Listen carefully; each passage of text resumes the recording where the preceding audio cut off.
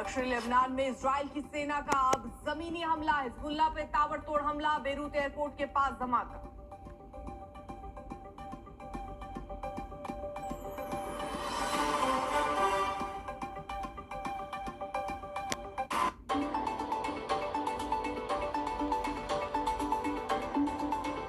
What Israel is doing is wrong. नमस्कार, Beautiful. दोपहर के 12 बज रहे हैं, वक्त ब्रेकिंग What a न्यूज का wonderful साथ आपके dress. मैं हूं अर्पिता। शुरुआत बड़ी खबर से, What बिहार a में बाढ़ की elegant, खबर से sophisticated, शुरुआत करते हैं। बिहार के enchanting, 19 जिले बाढ़ की चपेट में। exquisite. नेपाल में 60 घंटे लगातार बारिश के बाद नेपाल से जुड़ने वाली तमाम नदियों में अचानक जल स्तर बढ़ गया, गांव के गांव डूबते चले गए। स्थिति क्यों, बिहार में ये बाढ़ क्यों? नेपाल में दरअसल देखिए भारी बारिश हुई है, उसका असर बिहार में भी अब दिख रहा है।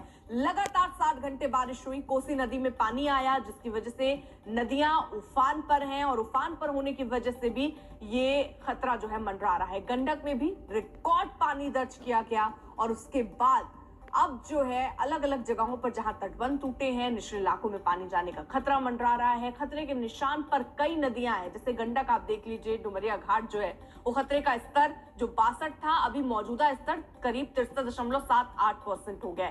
तो ये अलग अलग जगहों की भी हम आपको बता रहे हैं कौन कौन सी नदी जो उनका दरअसल खतरे का निशान जो था उससे ऊपर उठती हुई, ऊपर बहती हुई नजर आ रही हो। कोसी का भी हाल ऐसे ही है, जो खतरे का स्तर है वो 33.85 था, लेकिन वो उससे बढ़ चुका है। वहीं आप देखिए अलग अलग जगहों पर हम आपको दिखाएं नदियों की स्थिति इस वक्त क्या है, और इसी बढ़ते जलस्तर की वजह से निचले इलाकों में खतरा बढ़ता जा रहा है।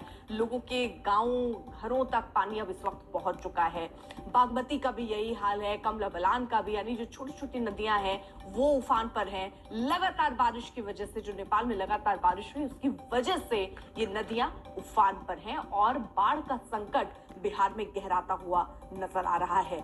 कमला बलान में भी हम आपको दिखा रहे हैं, बिहार में एक के बाद एक बांध भी टूटे हैं। गंडक नदी में बाढ़ के कारण बेतिया में एक और बांध टूट गया और अपने साथ बर्बादी ले आया। देखिए संवाददाता शशि भूषण की प्रभावित क्षेत्र से ये ग्राउंड रिपोर्ट। इस वक्त हमारी मौजूद हमारे साथ इस वक्त जुड़ भी चुके हैं, बेतिया में उनकी मौजूदगी है। शशि भूषण, जो हालात हम देख रहे हैं किस तरह से कई नदियां जो है वो तटबंध तोड़ चुकी हैं, पानी का बहाव बहुत तेज है और कई गांव अब इसकी चपेट में। वो अलग बात है, मुख्यमंत्री हवाई सर्वेक्षण कर रहे हैं, लेकिन जमीन पर लोगों को कितनी राहत अभी तक मिल पाई?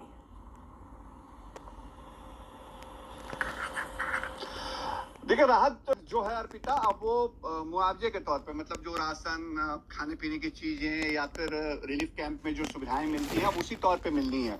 अब जो पानी चला गया है निचले इलाकों में, वो पानी अब बहुत जल्दी निकलना नहीं है। और देखिए अभी भी पानी बरस्तूर नीचे की तरफ जा रहा है, मतलब जो इलाकों में फसल तो बर्बाद हो ही गई है, लोगों के घर बार में पानी प्रवेश कर चुका है बाढ़ का, और अब उनके लिए चुनौती ये है कि जिंदगी कैसे बचाएं। अपनी जिंदगी भी बचानी है और साथ ही साथ जो उनके मवेशी हैं, जानवर हैं, उनको भी बचाना है। तो अब चुनौती सरकार के सामने ये है कि उन लोगों तक कैसे फौरी तौर पे मदद पहुंचाई जाए। और नीतीश कुमार आज निकले हैं एरियल सर्वे के लिए। उम्मीद की जा सकती है कि जब वो लौट